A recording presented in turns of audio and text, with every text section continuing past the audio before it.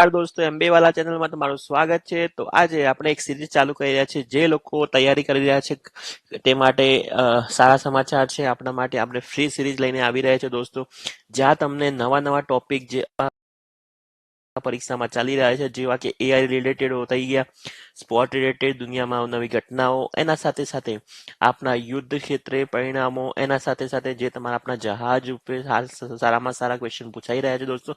તો ટ્રેન્ડિંગ ઉપર જ આપણે કરંટ અફેર જોઈશું, વીકલી કરંટ અફેર જોવામાં આવશે દોસ્તો.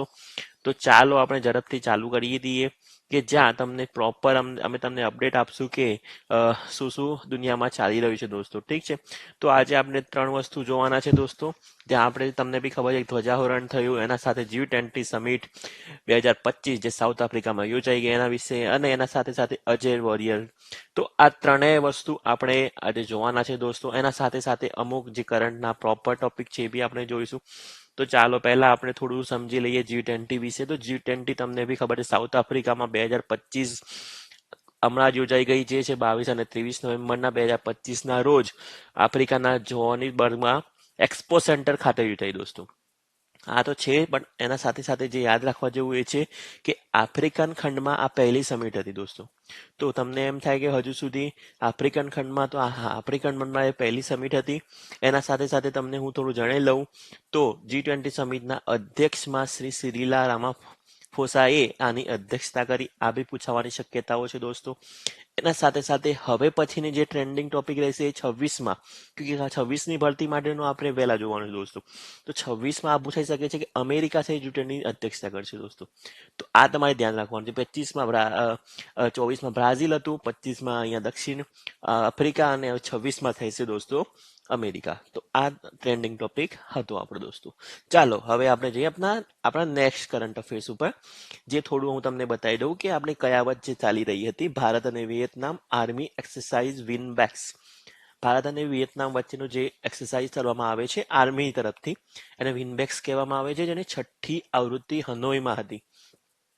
ઓકે દોસ્તો, આ થોડું યાદ રાખવા જેવું છે. આના સાથે સાથે થોડું એ યાદ રાખી દેજો કે આપણા સંરક્ષણ સચિવ રાજેશ કુમાર હતા, ઠીક છે, અને સિનિયર લેફ્ટનન્ટ જનરલ ફંગુ સીતારાની અધ્યક્ષતામાં યોજાઈ હતી. બસ આટલું આપણે મહત્વનું થોડું યાદ રાખવા જેવું રહેશે દોસ્તો. હવે આપણે આગળ વધીને થોડું જોઈ લઈએ કે ત્રીજી એક કરંટ અફેર્સનો મહત્વનો મુદ્દો, જે છે આપણા લક્ષ્ય સેન વિશે. ભારતના સ્ટાર બેડમિન્ટન ખેલાડી લક્ષ્ય સેને જાપાનના યુચી તાનાકાને હરાવીને ઓસ્ટ્રેલિયન ઓપન 500 ટાઇટલ, અને આ 500 ટાઇટલ એમની કારકિર્દીનું ત્રીજું સુપર 500 ટાઇટલ છે દોસ્તો. લક્ષ્ય સેન વિશે થોડું યાદ રાખી જોજો દોસ્તો. લક્ષ્ય સેન એક બેડમિન્ટન ખેલાડી ભારતના છે, અને કોને હરાવીને એ લોકોએ એમને ઓસ્ટ્રેલિયન ઉપર 500 જીત્યું છે એ બી યાદ રાખજો. અને આ ક્યાંના છે તો ઉત્તરાખંડના રહેવાસી છે દોસ્તો. અને વર્લ્ડ ચેમ્પિયનશિપ જે હમણાં યોજાઈ તેમાં બ્રોન્ઝ મેડલ વિજેતા બી છે, અને ગોલ્ડ મેડલ કોમનવેલ્થમાં છે. લક્ષ્ય સેને આ એક સારું એવું હાસિલ કર્યું છે દોસ્તો. ચાલો હવે થોડું આપણે ઉત્સવ વિશે જોઈ લઈએ, જે મણિપુરમાં યોજાઈ રહ્યો છે દોસ્તો. તો સંઘાઈ મણિ ઉત્સવ મણિપુરમાં યોજાઈ રહ્યો છે દોસ્તો. એક વાર્ષિક તહેવાર 2010થી ચાલુ કરવામાં આવી રહ્યો છે. જો દોસ્તો, મેં તમને અત્યારે કરંટ એ રીતના ભણાવું છું કે જે પૂછવાનું યોગ્ય છે. સંઘાઈ ઉત્સવ તમને બી ખબર છે મણિપુરમાં, હજુ સુધી ઘણા લોકોને નહીં ખબર હોય કે આ ક્યાં યોજાય છે. તો 2010થી ક્યાં માટે ઉજવવામાં આવે છે, તો રાસલીલા ટાઈપનું આ એક નૃત્ય સ્વરૂપ છે, જે મણિપુરમાં આના પર બહુ વિરોધ બી થયો હતો દોસ્તો.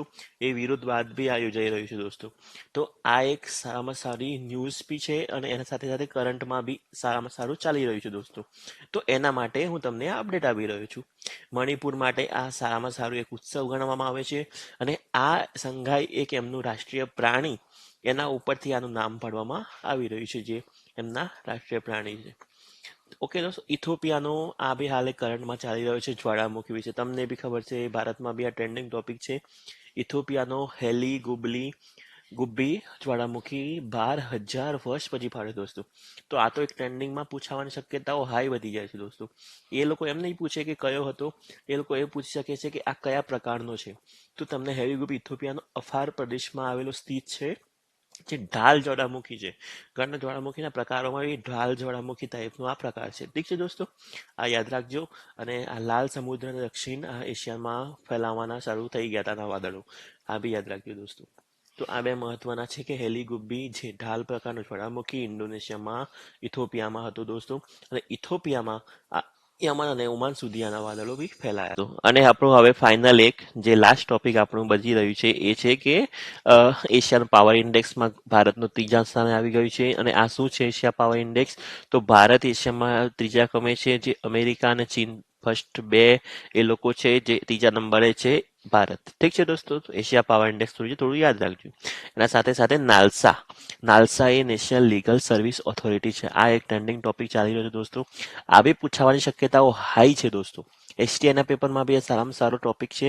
નાલસા એ 1995માં 1987ના કામગીરીના સત્તાધિકાર નિયમ હેઠળ આ ચાલુ કરવામાં આવેલી સંસ્થા છે.